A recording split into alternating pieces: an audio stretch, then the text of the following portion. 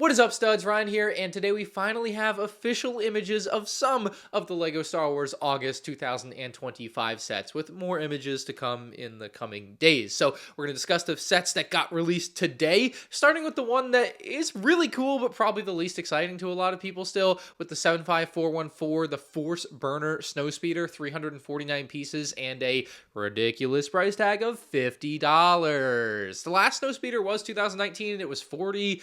With inflation and tariffs, I can almost see it, but still $50 on a Snowspeeder is insane. The biggest thing here has to be the new windscreen piece. It's kind of crazy. They made a horrible windscreen piece for the Jedi Starfighters at the beginning of 2025, but here we are with a perfect windscreen piece for Snowspeeders. Man, if only the Jedi Starfighters got that same treatment, right? But man, this is literally a perfect windscreen piece. They really did upgrade that original old piece that they had been using ever since 1999. And by the way, this set does have a little 1999 vibe to it with the very front. Not only did they use that exact same piece on the 1999 Snowspeeder, the design on the sticker is very similar to the printed design in 1999. A little bit different because they added in the flame, but like the ventilation there, the whole vibe is clearly made to model off what they had in 1999, which is definitely a very cool aspect there. You got a bit of a 2017 Sandspeeder vibe when it comes to the wings, where the air brakes are. They do still have the air brakes, but the wings have flames on them and they are a bit taller,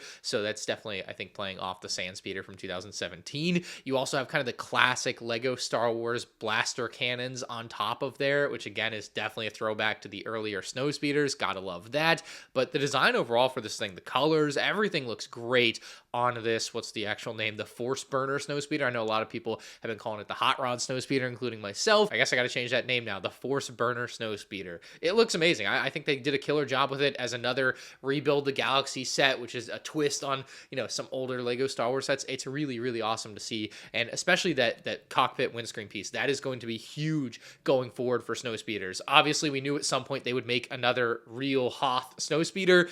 This just means it's going to be amazing when it does happen. Now, there is more to the set with a speeder bike and Stap, both of which look fantastic for little builds included with the Snowspeeder here, I think. I really like the fiery speeder bike that's included that has Darth Dev on it. Looks awesome there. And speaking of Darth Dev, fantastic minifig in this set, one of three that we're going to get. That one in particular does have some arm printing, which the other two don't have. The other two figs still look great. Sig Griebling, pretty nice. Solitus, I think, is going to be a highlight to a lot of people. Just looks like a really cool, evil minifig with the black cape and black hood. You got dual purple lightsabers chained together. Really creative stuff here from Rebuild the Galaxy. Obviously not something we've probably seen in universe from Star Wars, but I think as far as a LEGO set goes, for the fun of it, this one is very fun. The price tag, not as fun. I'm not having fun with that. Next, we have the 75433 playset version of Jango Fett Slave 1 coming in at $70 with 707 pieces. And if you're a 10 cents per piece truther out there, this set has to tickle your fancy. It's got to be a good value to you, but just logically, compared to the previous Slave 1 at $50, this at 70, it doesn't make any sense. I don't know how there's a $20 price increase on what is essentially the same exact thing with one extra minifig, because they're adding in Lama Su, which is great here, but the price increase doesn't make any sense to me. Just way too high. This should be $60 tops. Now, diving into it, the box art does look cool, but for some reason, even though this is an episode 2 set, they are using the Clone Wars box art. I just don't understand what LEGO Star Wars is doing with this key box art. This clearly should have Darth Vader on the bottom corner and not a 332nd Trooper. Why? Who is in charge of this stuff? You created this whole system and you refuse to use it properly. Anyway, taking a closer look at the minifigs, of course, those are going to be big in this set for a lot of people because the set itself is not very big. We got young Boba, just as trash as he was in the UCS set. We've got Jango Fett, not as good as he was in the UCS set because he doesn't have arm printing, which does of course mean the one in the UCS set remains an exclusive variant of Jango Fett Slave 1, which I am all for. I think UCS set should have exclusive variants, but on the other hand, I can understand wanting the best possible version of the figure anytime you get the figure, so it goes both ways, and it's kind of a really tough thing to navigate, I think, as a fan. And for LEGO, I mean, for LEGO, it's probably just a cost thing. It's like, oh, we can just save 30 cents if we don't print his arms. Probably actually less than that. But anyway, you're obviously getting Jango Fett, which will fill the void for plenty of people just without arm printing. And then we have Lama Su, which is a killer looking minifig. I can't believe they didn't just reuse Tanwi. When I heard a rumor of a Kaminoan being included in this set, I was like, Yeah, they're going to reuse Tanwi, aren't they? But I am very happy to be wrong about that because Llama Su is an excellent minifig and really in the running to be the best figure of LEGO Star Wars in 2025, or at least of the summer 2025 lineup. Like, absolutely killer job with Llama Su. Now, when it comes to the Slave One, it's going to be very similar to what we saw back in 2021 with Boba's Slave One, except it's just been recolored. There are some slight design changes. I'll make a comparison video, so get subscribed, turn your notifications on so you don't miss that when I do drop that comparison video, but it's going to be largely the same, just recolored. Perhaps the most surprising difference is the ability for the cockpit to hold 2 minifigs. I can't believe they were actually able to squish 2 in there, but you can see young Boba's eyes peering out over Jango Fett's head there. A really dope feature they were able to incorporate here is the seismic charge. Absolutely love to see that. Would have loved like a printed minifig head with some more detail. Like, I really feel like they could have done that at $70 for this set to have just a more detailed, smaller seismic charge. They've done pieces like that in the past. Like, I don't know why they didn't do it here other than money and laziness, maybe. Really an opportunity missed to bring this set up a notch, and it does include another variation of that cart, that maintenance cart that we saw in 2021 that held up the Boba Fett Slave One.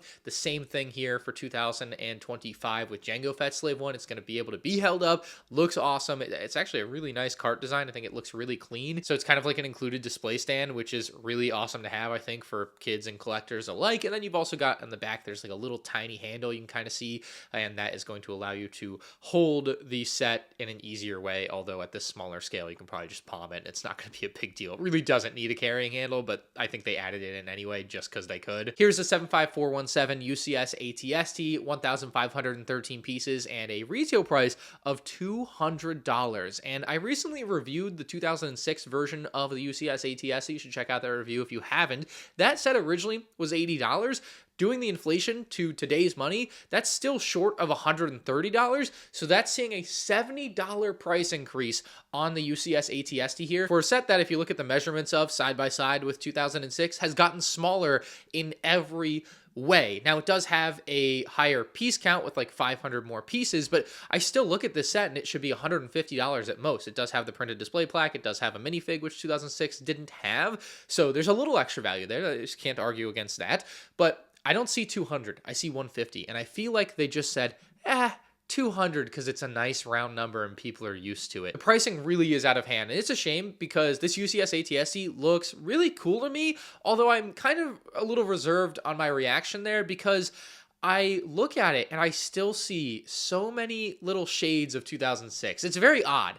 Like, it looks like they took the 2006 set and then just added on some tiles and some extra like greebling detail pieces. It's very odd to me, like the way I'm viewing this set. Maybe you don't see it the same way. It still looks really awesome to me. I love it, but it's just a weird one because of the way 2006 looks. It looks so similar yet so different. I don't know how else to explain it. Let's go back to the minifig real quick. You get that AT-ST driver with arm printing. That's awesome for a UCS set here. Gotta love that. Although, where are the dual molded legs? This is again, I already just explained how I think this set is $50 overpriced, and we can't get dual molded legs. Like, that's how cheap LEGO Star Wars is. Absolutely absurd and unacceptable that we can't get dual molded legs with this Imperial AT-ST driver in a UCS set. It's very simple, basic stuff that would cost LEGO absolutely next to nothing in a $200 set that is $50 overpriced.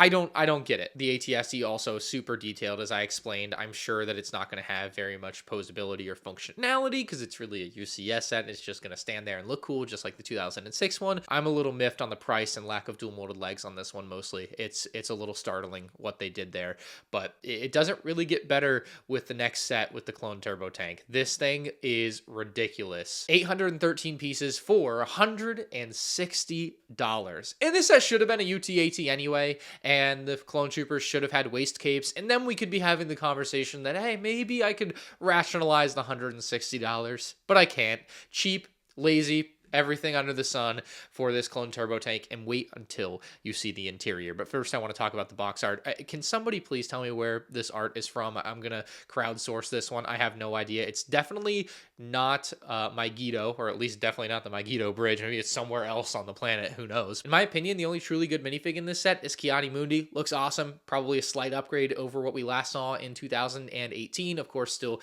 using that same piece for his extra heart on top of his brain or whatever there. So gotta love love that. Looks great for Kiani Mundi. The rest of the, man, like, why can't we just get perfect clone troopers? We've had that. We got to go back. 2014, waist capes. Like, where are we? Okay, so Commander Bakara, awesome. Great helmet mold. Looks fantastic. Maybe a little, like, fat cheeked, but he's really kind of supposed to be. I'm going to wait till I get this one in hand to really kind of discuss the helmet mold, but they made a unique helmet mold for him, which was absolutely going to be necessary, and I think they made it as accurate as possible, which is great.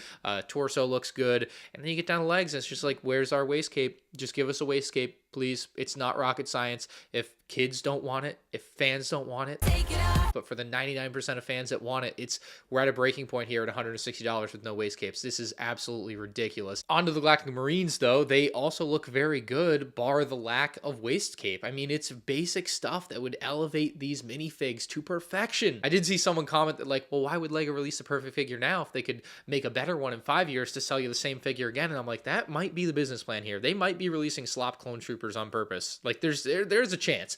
So it is unfortunate that you got to think that way, but LEGO is just that greedy at this point. It just wouldn't shock me if that came out to be true. But yeah, the Galactic Marines, other than the lack of waist cape, very cool figures. Like, great that they made their own helmet mold. I would have loved if they had kind of a green tint to the eyes, but I'm also very okay with black here. I think it also looks fine, but green would have had that real classic 2005 Battlefront vibe to me. And they also are green in Revenge of the Sith, so they really should have had a green tint, but black, like, it depends on the lighting, so they can look black, I guess. So we'll live with that one, but I would have loved green. Let me just make that very clear. So LEGO Star Wars, when you revisit Galactic Marines, give them waist capes and make their eyes a little green. I'll kiss you. Sometimes you just say things. We also got 3 battle droids here, which it's just that included like thing. It's like, instead of including 6 Galactic Marines, we'll just include 3 more battle droids. Like, we never are getting these figures again, probably, maybe, I don't know. Like, why not just include as many as possible? Again, cheap money equation. So there you go. That's the front of the turbo tank. The turbo tank on the box looks pretty good. Like, obviously they try to make it sellable on the box art, but the problem is when you flip to the back of the box and actually look at what's going on with this turbo tank, it's pretty atrocious. Also, this second angle of Bakara makes that helmet look a little bit more ridiculous looking, a little like chipmunky, like squirrel with nuts in its mouth. Think about that, and then look at Commander Bakara. That's what I'm seeing right now. Again, got to see it in person. I'm not going to hate on it too much here. The turbo tank we all know is small. This is smaller than 2016 lengthwise. I counted. It's like 3 or 4 studs, shorter. Height is a little hard to calculate. I think it is a little more compressed, but there are some different variables here, so I gotta wait till I have them side by side to really look at the height, I guess. What you'll notice, of course, though, is the interior is very lacking. I mean, you've got a spot for a Marine at the very front with some control panels, which is nice. I do like the seating area above that, though, with the Galactic Marine on the gunner station or whatever. Like, that looks really dope. That might be like the coolest part of this turbo tank, in my opinion. He looks really dope on there. I don't know. Yeah, that feels cool to me.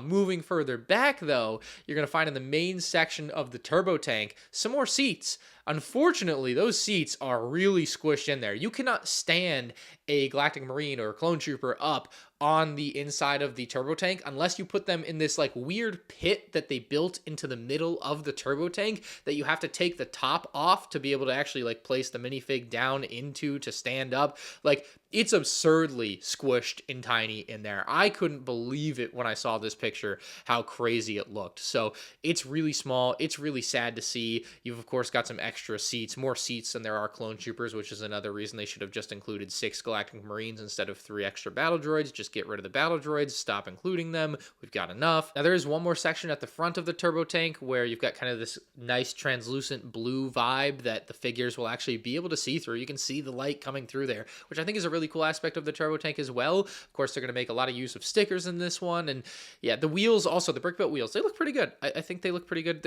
Oh, that's not gray at all. They are using the sand blue on the wheels. That's questionable. Let me look that up. I really don't know why they added sand blue onto the wheels. I think that's really going to mess with kind of the color perception when you look at this set.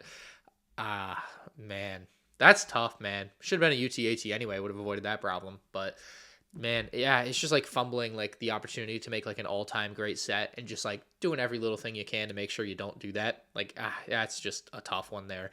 Now, our final set that was revealed today is going to be the MTT. And this one I'm much more high on. It's set 75435 with 976 pieces, and it's got the same retail price as the turbo tank at $160, and frankly it feels more worth the $160 than the turbo tank in my opinion. Now I guess I'll start with the one thing that I noticed that I couldn't notice from the earlier leaks of this set, and that's that we obviously have 3 commando droids, but they are not the proper brown color that we have had in the past and that we clearly see in the Clone Wars. They are clearly a brown color. These are gunmetal gray commando droids, and it's very clear when you see it next to Aayla Secura because you can see the brown on her and you can see the commando droid is clearly not brown. You also obviously are going to have the gunmetal gray weapon, and it's the same exact color as the rest of the commando droid.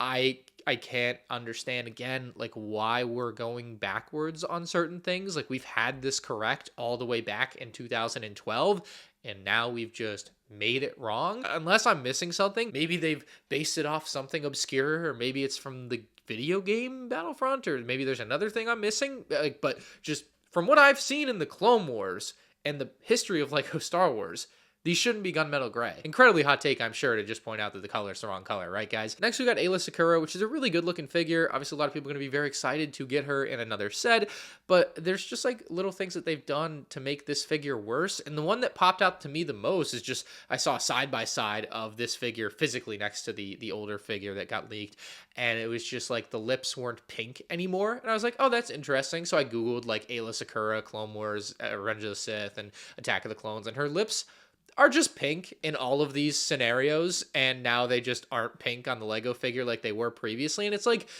again, for absolutely no reason getting a detail wrong. I don't understand it whatsoever.